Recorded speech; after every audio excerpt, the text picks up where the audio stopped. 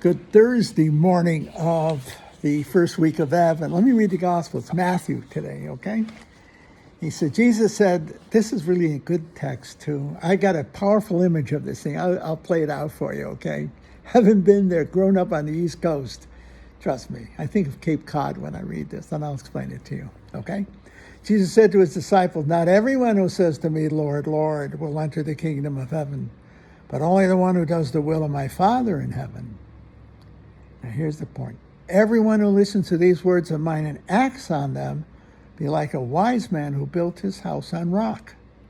The rain fell, the floods came, the winds blew and buffeted the house, but it did not collapse.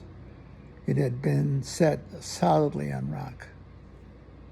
And everyone who listens to these words of mine but does not act on them will be like a fool who built his house on sand.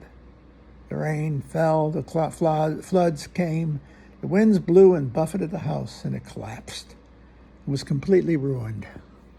So let me catch the last part of it, because you had to know, if you ever get a chance to go to Cape Cod, which I strongly recommend, but go to Chatham. Chatham's the knuckle. It's right. I think if you were to say it's the furthest east.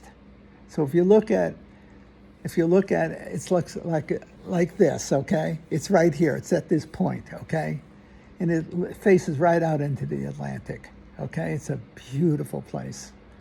My Uncle Harry taught me there. He brought me here with his family, my cousins. And I love Chatham. And I took my classmates there. My friends here, we went to Chatham. If you don't go to Chatham, you're not really seeing the core of the Cape. The Cape it's elegantly beautiful. I don't know what the right word is. Any case, there are lots of very wealthy homes there, okay? Probably Bostonians, New Englanders built these magnificent homes. And there was a storm, I guess it was a hurricane, came in.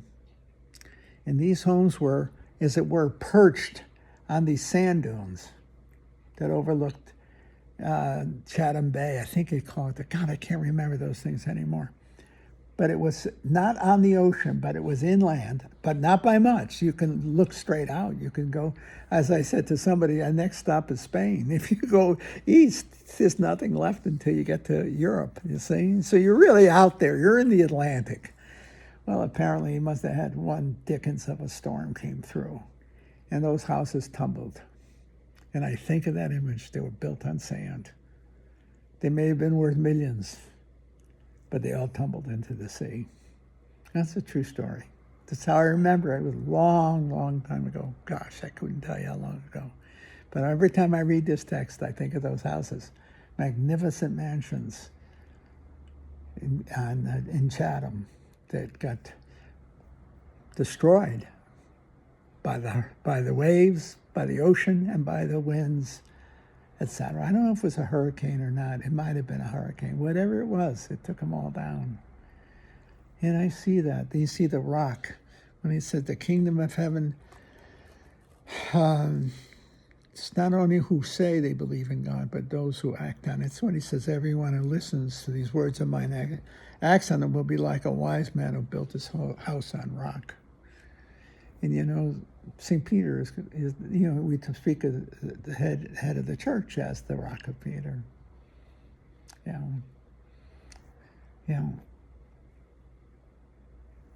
It's not politics.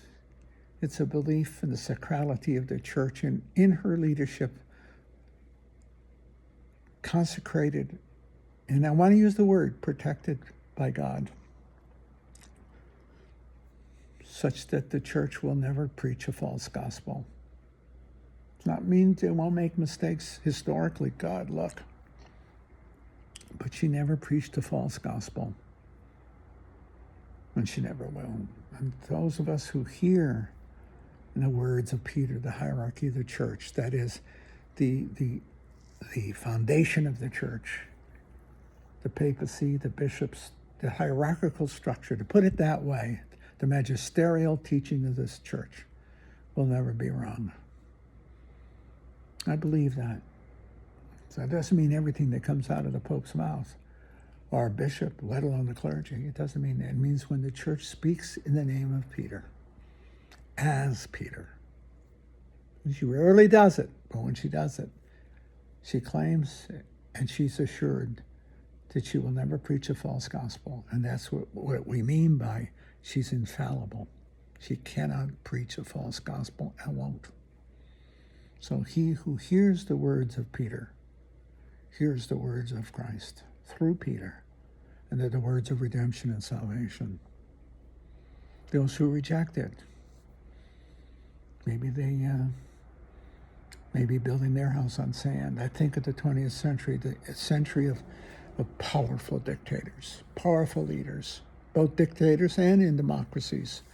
But what era had more powerful individual leaders than the mid-20th century, starting in the late 20s, collapsing completely by the 50s, when you had people like Stalin, Hitler, Mussolini, Franco, but you also had FDR, Kennedy, and others.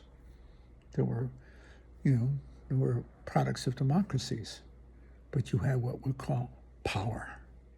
And you see the 20th century has been described by historians as a century of horror. It was not a peaceful time. It's a joke to even think it was. It was a time of violence.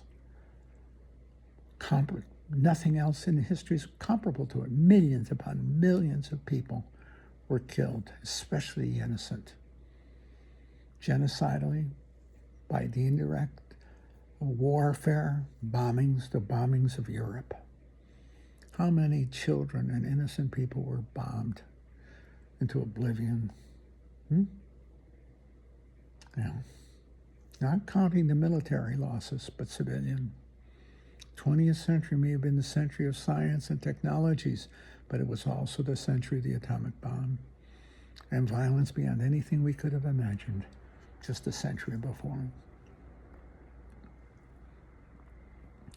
I think the church has emerged in that period, out of that period, as a voice of hope, that if we listen to the gospel and believe it with our hearts and minds, we can transform the world from a place of horror to a place of friendship and fraternity, as it were a brotherhood or a sorority, a sisterhood, where we can live together. Not a time of power, but the intimacy of love. You have to know it. I mean, as I said, I grew up, and a view of my age, I grew up with fear of being annihilated. It didn't hurt the fact that we were in Connecticut and we'd see submarines go by us on Long Island Sound. And I used to go fishing with my father and brother and friends in the Thames River. Well, I don't know if you know anything about the Thames River, but that's where our submarine base is. And so you'd be fishing, trolling for striped bass, and you'd see a nuclear sub go by you, maybe 200 yards away. We used to wave at the sailors. Nuclear subs. Yeah, that's the truth. So you lived right on the edge. You lived on the edge. In the 62, when we had the Cuban crisis, those subs were going out all over the place. They were going out that in terms of war, they were carrying nuclear weapons. We lived on the edge of horror. Now it doesn't seem anywhere near as bad. Nowhere near. Maybe we learned the lesson of the 20th century. And maybe the church are preaching the gospel may be beginning to, as it were, positively ingrain itself in friendship to the world. Not trying to get people just to heaven. We're trying to keep them from creating hell on this earth. I think the Second Vatican Council will be regarded as one of the great events in Christian history, because it was a convocation for love. The council came together not to solve heretical problems or to restore the church power and structure, but to offer the world in the light of the 20th century hope that through love we could save the world from itself. The men that attended that conference, the council, were products of the Second World War, the Europeans especially. They were there. Remember, the council begins in 62. That's only 17 years after the Second World War. Those people were probably in the military at that time, who became bishops, etc. They'd seen hell. They were trying to prevent it. I still hope they succeeded, in the sense that they laid the groundwork for a gospel of peace that's shared by all in the world. I hope.